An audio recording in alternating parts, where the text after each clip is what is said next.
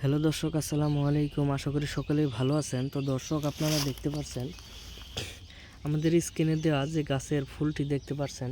তো দর্শক, এই গাছের ফুলটি কিন্তু প্রচুর পরিমাণে কার্যকারী। আপনারা দেখতেই পারছেন এই গাছের ফুলগুলো হচ্ছে একটি বনতুলসী গাছের পাতা। তো দর্শক, এই গাছের পাতাগুলো কিন্তু প্রচুর পরিমাণে কার্যকারী। আপনারা ভালো করে দেখে নিন। এই গাছের পাতাটি আপনারা আপনাদের বাড়ির আশেপাশে কিংবা আপনাদের পুকুরের পাড় দিয়ে যে কোনো জমির পাশ দিয়ে আপনারা এই বনতুলসী গাছের পাতাটি খুঁজলেই পেয়ে যাবেন। এই গাছের পাতাটি যদি আপনারা নিয়মিত সেবন করে থাকেন, আপনারা ভালো রকমের কার্যকারিতা পেয়ে যাবেন।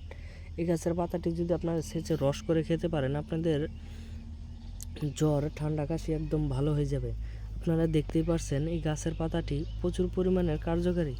আপনারা যদি নিয়মিত এই গাছের পাতাটি রস করে যদি তালমাখানা দিয়ে যদি রেগুলার খেয়ে থাকেন, একটানা 7 দিন খেলে আপনাদের জ্বর, ঠান্ডা, কাশি ভালো হয়ে যাবে।